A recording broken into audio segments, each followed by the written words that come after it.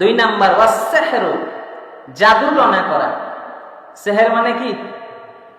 আমাদের একটি ভুল প্রবাদ বাক্য আছে। কি প্রবাদ বাক্য বলেন? ভুল প্রবাদ বাক্য আছে। আমাদের অনেকেই বলেন সেহরি খাবেন না, বলে কি বলে না? সেহরি মানে কি? জাদু। আর সাহরুন মানে রাতের খাবার। কথা বুঝাইতে পারলাম? তাহলে শব্দটা সেহরি না সাহারি? আমাদের মাঝে এই ভুল তথ্যটা ছিল কি ছিল না? সেহরি বলতেন আপনারা, আসলে এই শব্দটা কি সেহরি না সাহারি? সাহারি। আর সেহরি বললে জাদু। সেহরুন শব্দের অর্থ কি? জাদু টনা করা। আর সাহারুন শব্দ হলো রাতের খাবার খাওয়া। তাহলে আমরা যে রাতে খাবার খাই, শব্দটার নাম কি আরবি থেকে? সাহারুন। তাহলে আগামী থেকে সেহরি বলবেন নাকি সাহারি বলবেন? দন্তাশয় আকার সা, দন্তাশয় একার না, দন্তাশয় আকার, এটা হলো সাহারি। দুই নাম্বার নবীজি বলছেন 7টি ধ্বংসাত্মক কাজ থেকে নিজেকে বাঁচাইতে হলে 2 নাম্বার কাজ হলো জাদু টনা করা যাবে না। মানুষের সাথে শত্রুতা করে কালা জাদু করে, কালা জাদু আছে না নাই? তাবিজ আরো কত কিসের মাধ্যমে কালা জাদু করে অবশ করে রাখতে চাই। ফ্যামিলির কথা বাদেই দিলাম, কোন ভাই আরেক ভাইয়ের উন্নতি দেখতে পারে না। এমন সমাজে আমরা বসবাস করি, ভাই ভাইয়ের উন্নতি দেখতে পারে না। এরে নবীর উম্মতের দল, আল্লাহর নবী বলেন জাদু এমন খারাপ জিনিস, কোন বান্দা যদি কোন বান্দার জন্য কালা জাদু করে, ওর যত আমল আছে বরবাদ হয়ে যাবে। সব আমলগুলো ধ্বংস করে দিবে কে?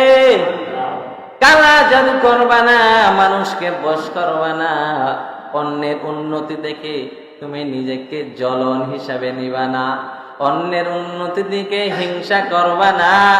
জাদু টনা করা কবিরা গুনাহ, হারাম।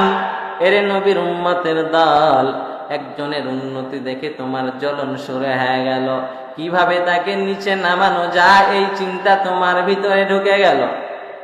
অথচ সাহাবায়ে কেরাম আর নবীর আমলগুলো পড়ে দেখেন, ওরা কখনো কাউকে দেখে হিংসা করতেন না। লা হাসাদা ইল্লাস্তাতাইন, 2 জায়গায় হিংসা করা জায়েজ। 1 নাম্বার রাজুলুন, এমন একজন ব্যক্তি যেই ব্যক্তি কোরআন তিলাওয়াত করে, ওই ব্যক্তির চাইতে আমি আরো বেশি কিভাবে তিলাওয়াত করতে পারি, এখানে হিংসা করা জায়েজ। এক ব্যক্তি দৈনন্দিন 1 পারা কোরআন তিলাওয়াত করেন, আমি কিভাবে 2 পারা কোরআন তিলাওয়াত করব, এইভাবে যদি আমি হিংসা করি এটা বৈধ। অথবা নবীজি বললেন এই জায়গায় তুমি যদি হিংসা করে কোরআন তিলাওয়াত করো জায়েজ হবে।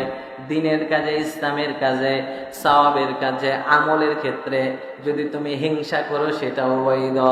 একজন দৈনিক 20 রাকাত নফল নামাজ আদায় করেন, আপনি 40 রাকাত কিভাবে আদায় করবেন যদি আপনার অন্তরে হিংসা হয়?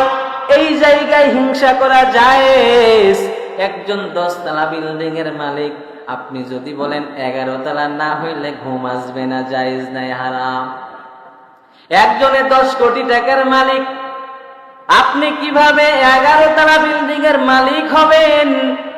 যদি এই চিন্তা চেতনা আপনার অন্তরে আসে, মনে রাখবেন এটা হলো হিংসার অনল, এটা জায়েজ নাই, হারাম।